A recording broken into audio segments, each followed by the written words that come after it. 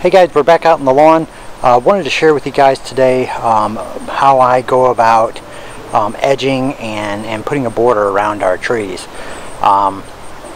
So, you know, as you mulch around your tree, you know, you want that to be about between a 5 and 6 foot circle, really aligned with the major drip line of the tree.